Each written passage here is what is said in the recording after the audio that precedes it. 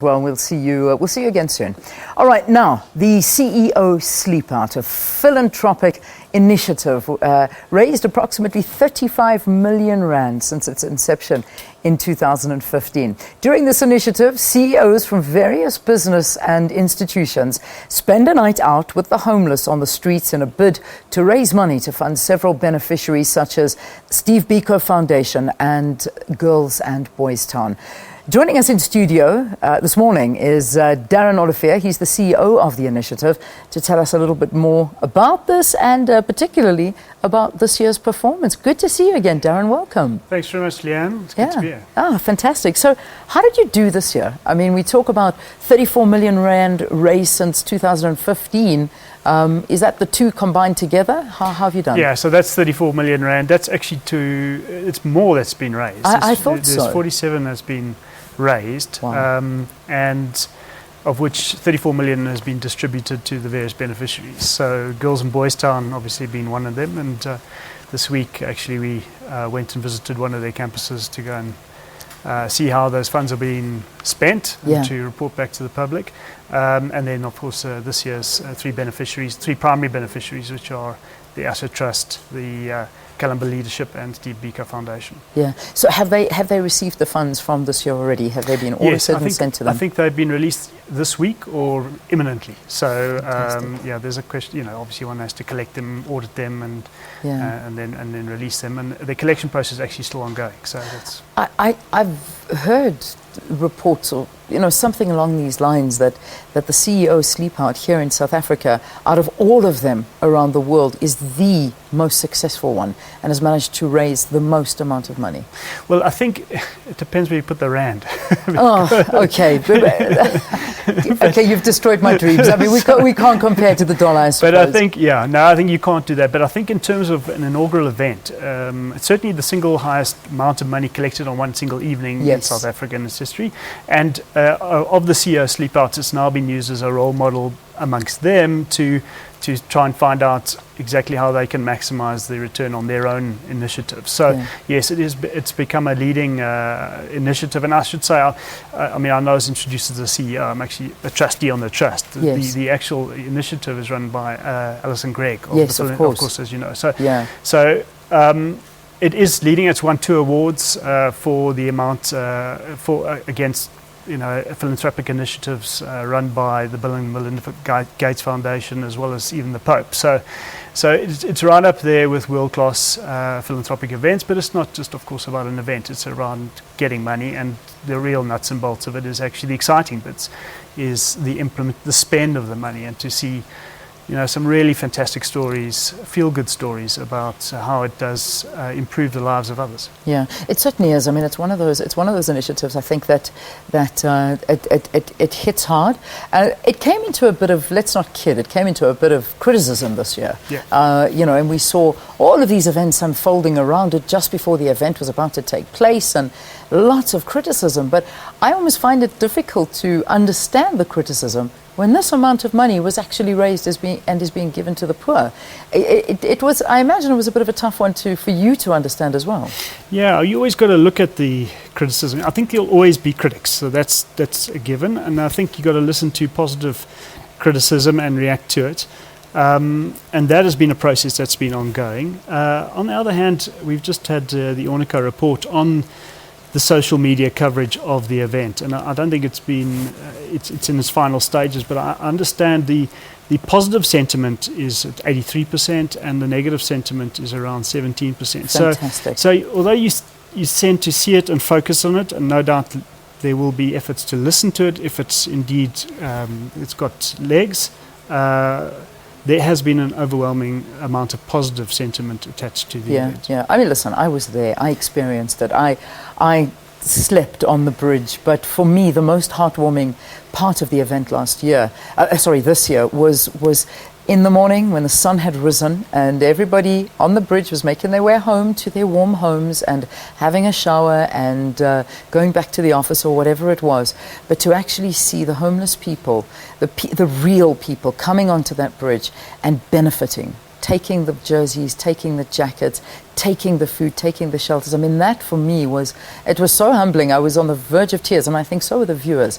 That was a beautiful aspect of it this year. Yes, that's right. I'm glad you were there, because if you speak to Ali, who's quite obviously very close to this, close to her heart, you have to ask her what is the most meaningful moment of the 2 years events. Actually, is that particular moment. Is 1,000 people literally coming onto the bridge with tears in their eyes, and just really words almost cannot describe. So, and those aren't the beneficiaries we're talking about. So the funds actually are going to other beneficiaries, but the beneficiaries of the gifts or whatever is taken onto the bridge.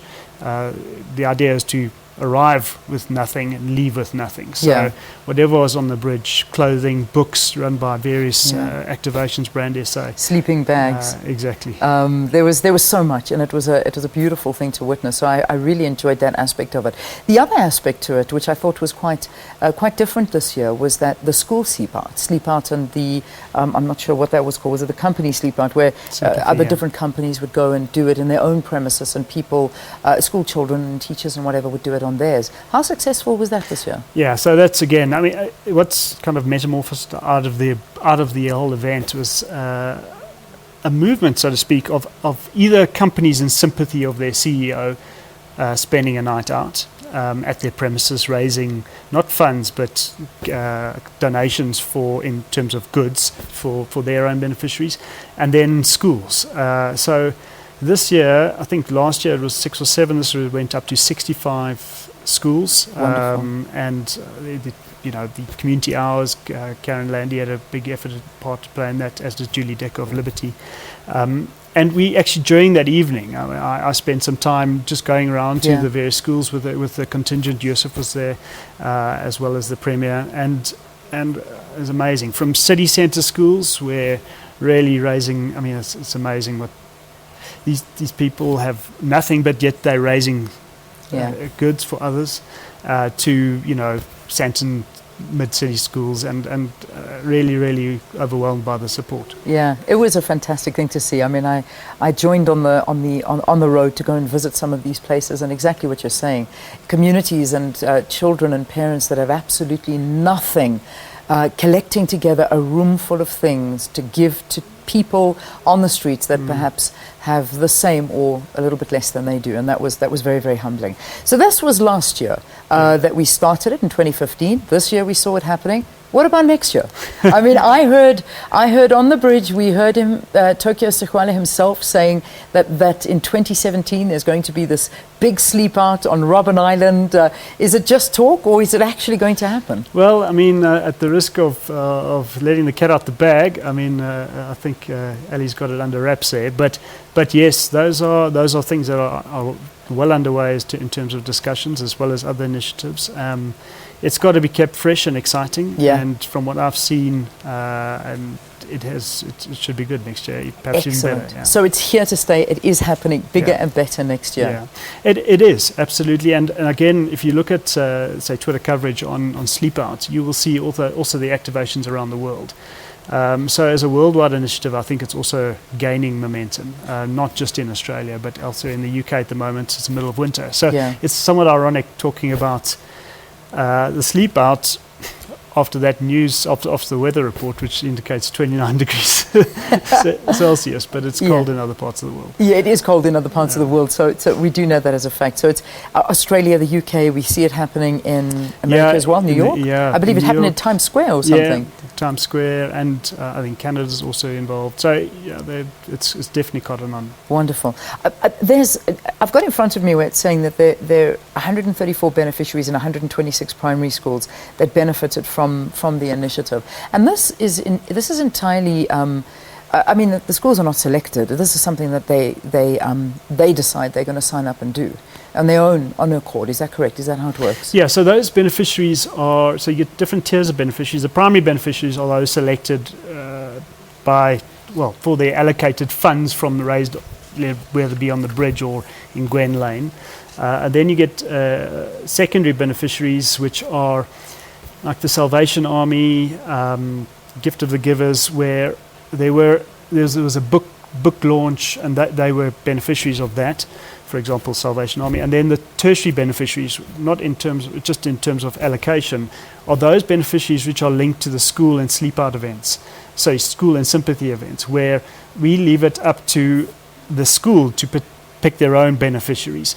Not for funds, but actually for goods. And those are the beneficiaries that you mentioned now. Excellent. Well, listen, Darren, I'm looking forward to an exciting year next year, because I can only imagine that it's going to just be a fantastic initiative. The CEO SleepOut, it's here to stay. It's going to be even bigger next year with lots of fun things planned. You can imagine keeping it under wraps, but I'm sure there's going to be an announcement very, very soon as to where it'll be taking place.